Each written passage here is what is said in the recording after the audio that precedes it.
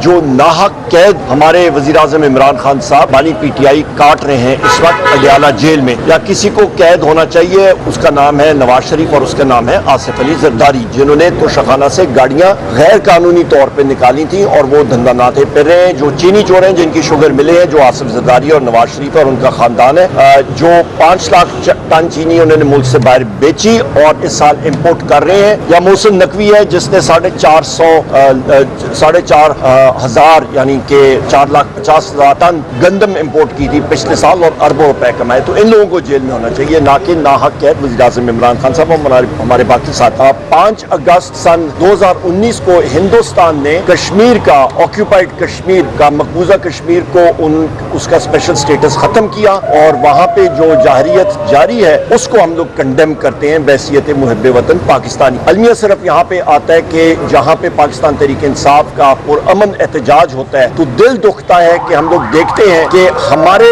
Workers पे, हमारे साथियों पे टीयर गैस शेलिंग हो रही होती है, लाठीचार्ज हो रही होती है, घसीट रहे होते हैं और लोगों को प्रिजन वैन्स के अंदर डाल रहे होते हैं।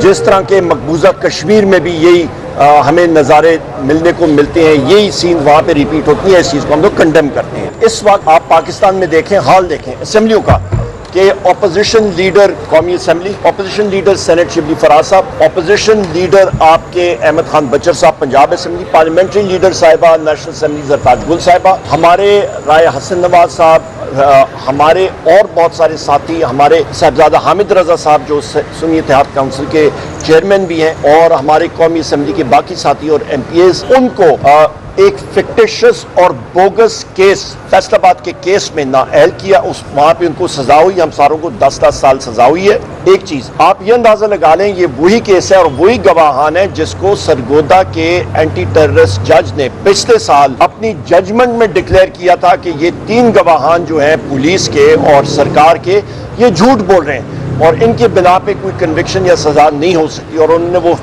केस खारिज कर दिया था और हमें बरी किया था उस केस में। तो एक मुल्क में 2 कवानीन नहीं हो सकते कि एक ATC जज बरी कर रहा है, दूसरा ATC जज जो शेख जावेद इकबाल साहब हैं, उन्होंने हमें इसमें सजा दी।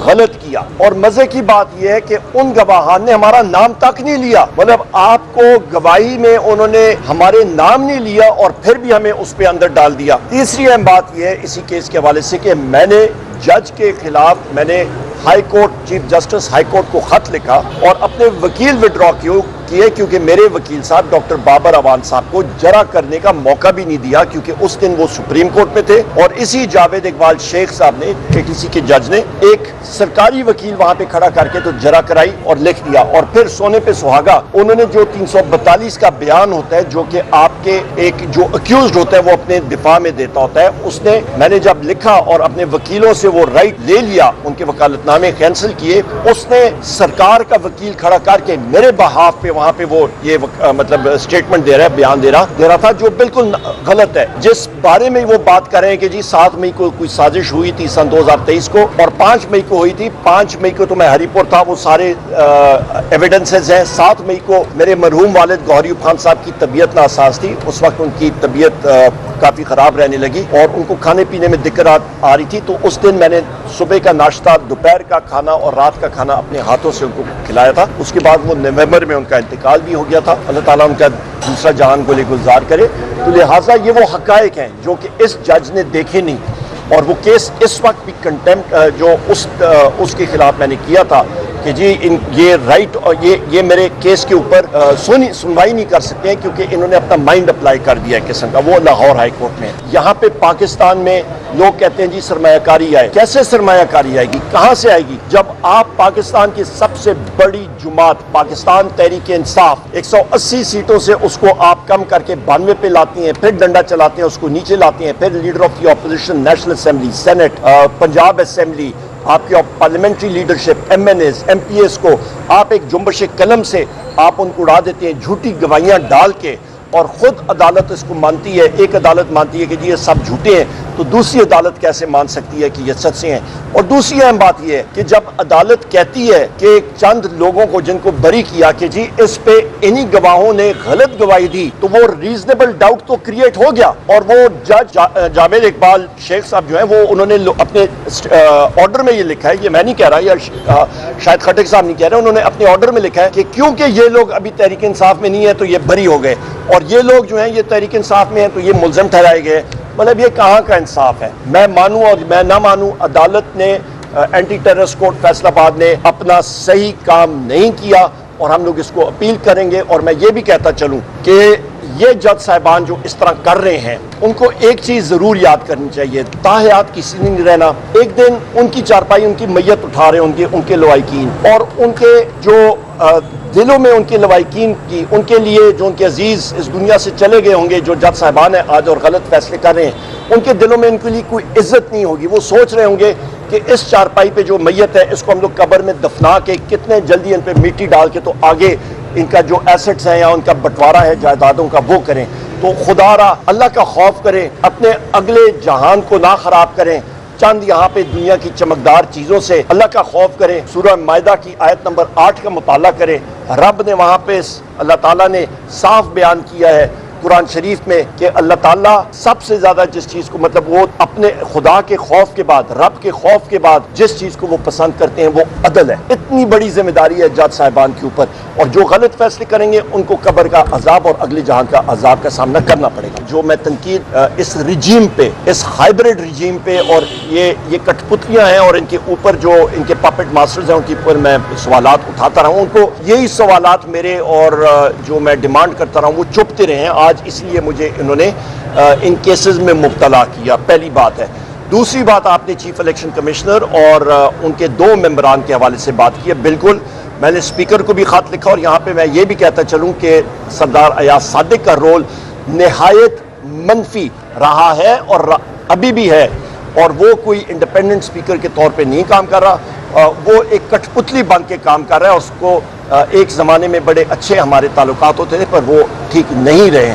क्यों? क्योंकि उसने मेरे कॉलीग्स को, हमारे MNAs को, मतलब मुख्तलिफ सिक्योरिटी के इदारे आके कौमी असम्बली के अंदर से उनको उठा के लेके गए। तो उनको मैंने ख़त लिखा था, मैंने कहा आप ये पार्लियामेंट्री कमेटी बनाएं, और नाम भी मैंने 6 दे दिए थे बहैसियत लीडर ऑफ द अपोजिशन, और पार्लियामेंट्री हमारी लीडर साहिबा ने भी कि इसके ऊपर आप पार्लियामेंट्री कमेटी बना के इसको आगे लेके गए। पर उस पर क्योंकि ये हाइब्रिड रिजीम, उनको ये कठपुतलियाँ चाहिए, कॉम्प्रोमाइज लोग चाहिए जिनको वो मोम की नाक की तरह मरोड़ सकें, जिस तरह के सिकंदर सुल्तान राजा है और कई और मेंबरान हैं। तो लिहाजा उनको ये सिस्टम सूट करता है। हमारी जद्दोजहद इसके लिए है, हम लोग चाहते ये हैं कि मुल्क में अदल का निज़ाम हो। वो एक आदमी की और गधे की मिसाल देता हूँ कि एक गाँव से गुजरा तो गधे के ऊपर बैठा था, दूसरे गांव लोगों ने कहा कितना जालिम है, कितनी गर्मी है, दूसरी जगह गया तो नीचे उतरा हुआ था। लोग तनकीद करते रहते हैं। जहाँ पे कॉम्प्रोमाइज या ये है, उसका तयन सिर्फ हमारा पार्टी का चेयरमैन और मेरा वजीर आजम इमरान खान साहब कर सकता है। नंबर 2। नंबर 3 जो इशू है, अभी हमने जो कुर्बानियाँ दी हैं, आप देख लें, हमारे कारोबार बंद, केसेस की बुछाड़, मैंने जो दफे मुझ पे लगे हैं अभी तक, मैं आपको वो गिन के, मैं उन्हें उस दिन एक दफा अपना गिना, 788 दफे मुझ पे लगे हैं। आपके फौजदारी के 788 मुख्तलिफ FIR में आप उस पे 8 आपके 302 कत्ल के हैं। आपके मोटरसाइकिल चोरी के हैं, 8 मोटरसाइकिल मैंने फैसलाबाद से उन्होंने कहा है कि इसने चोरी की है। टैक्सिला में उन्होंने कहा जी कि ट्रक का शीशा तोड़ के, ट्रक मैंने चोरी नहीं किया, उसके अंदर बिस्किट जो पड़े थे वो मुझ पे उन्होंने डाल दिए कि मैंने ट्रक के अंदर से बिस्किट चोरी, उसकी भी बेल यहाँ से मैंने पेशावर हाई कोर्ट, इसी हाई कोर्ट से कराई है। ये शायद खटक साहब है, इनके ऊपर 26 नवंबर की FIRs हैं। तो हम लोगों के ऊपर जितना आप सोच सकते हैं, यही अलमिया है कि आप देखें कि इकोनॉमिस्ट जो जरीदा है जिसको सारे बिजनेसमैन पढ़ते हैं और इंटेलेक्चुअल्स पढ़ते हैं, उसने पाकिस्तान में रूल ऑफ लॉ में, ट्रांसपेरेंसी में और गवर्नेंस में और डेमोक्रेसी में हमें बिल्कुल बॉटम मतलब मार्क्स दिए, फेलिंग मार्क्स दिए। तो जब वो चीजें ये इन्वेस्टर्स और लोग देखते हैं, वो कौन आके पाकिस्तान में इन्वेस्ट करेगा? ये अपोजिशन पार्टी जो खैबर पख्तूनख्वा में है, ये तो खैराती पार्टी है, इनको तो वो टॉस वाली, और इनको तो खैरात में वो सीटें दी गई हैं। जो पाकिस्तान तहरीक इंसाफ की सीटें थी वो इनको खैरात में दी गई हैं। तो खैराती पार्टी का क्या इनका, ये हमारे साथ मुकाबला करे ना, इनकी तो हैसियत ही कोई नहीं, इनकी तो बात कोई वो मैं करता नहीं। और जो गवर्नर यहाँ पे बैठा है उसको कहें पहले अपनी सीट अली अमीन खान से या फैसल अमीन खान से जीत के दिखाए, बात की बातें बाद में। सिंध में जो कनाल्स का इशू उठा था वो हमने उठाया था, 6 कनाल्स का, जिसकी इजाजत आसिफ अली जरदारी ने 8 जुलाई को दी थी 2024 को। तो चीनी का स्कैंडल, गंदम का स्कैंडल, महंगाई का स्कैंडल, ये सारी चीजें हम लोग जब सामने लाते हैं और फिर जिस वक्त पाकिस्तान इंडिया की जंग छिड़ती है तो शाहबाज शरीफ को हम लोग बार कहते रहे कि पहले स्ट्राइक करो, जिस तरह के वजीर आजम इमरान खान साहब ने हिंदुस्तान पे हमला किया, उन्होंने कहा था मैं सोचूंगा बाद में पैर वाल करूंगा। 4-5 दिन वो शख्स पता नहीं स्विमिंग अपने स्विमिंग पूल में करता रहा, काम उसने 0/0 ही किया। चीफ जस्टिस ऑफ पाकिस्तान हमारे लिए बहुत मोहतरम है और एहतराम भी जुडिशरी का करना चाहिए, पर इसका मतलब ये है कि वो रिट अपनी जो है वो इम्पोज नहीं कर सकते, उसको क्या कहते हैं इनेबल, उसको मतलब मनवा नहीं सकते हैं, गारंटी नहीं दे सकते हैं कि जी इस शख्स को जो 2 लीडर ऑफ द ऑपोजिशन है उनको कोई अरेस्ट नहीं करेगा। ये जिस वक्त मुल्क में मसला आ जाए कि चीफ जस्टिस ऑफ पाकिस्तान के ऊपर भी कोई ऐसी ताकतें, ऐसी कुव्वतें हैं कि वो कहें कि जी हम लोग मानते नहीं है, जो मर्जी आप ऑर्डर करें हम लोग नहीं मानते हैं। इफ्तिखार चौधरी साहब के बारे में लोग बहुत कुछ कहते होंगे, पर एक बात है उनकी, वो अपनी, ये मेरे वकील साहब, हमारे सीनियर वकील साहब साहब मौजूद है, वो अपनी रेट मनवाते थे, लोगों को वहाँ पे कटेड़े में खड़ा करते थे। लिहाजा ये वो हक़ाइक़ हैं जो आपके सामने मैं रखना चाहता हूँ। मुस्लिम लीग नून की लीडरशिप कहाँ पे गई थी?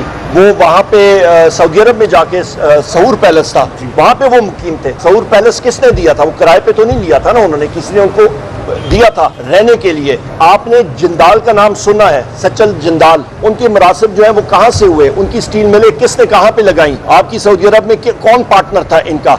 जब ये पाकिस्तान हिंदुस्तान की अभी जंग हुई है, मुझे शरीफ खानदान का, नवाज शरीफ का, शहबाज शरीफ का, मरियम नवाज का, हुसैन का, हसन का, किसी भी अंडा बच्चा शरीफ फैमिली का, उसकी एक स्टेटमेंट मोदी के खिलाफ या हिंदुस्तान के खिलाफ इस जंग के दौरान मुझे एक बता दें। हम तो रोजाना ट्वीट्स कर रहे थे, रोजाना बयान दे रहे थे। मुझे डबल निमोनिया था, अस्पताल के बेड से ऑक्सीजन लगी थी, वहां से मैं बात कर रहा था, ट्वीट्स कर रहा था, बयान दे रहा था। उनमें से एक शख्स ने भी कोई बयान कहीं पे दिया हो?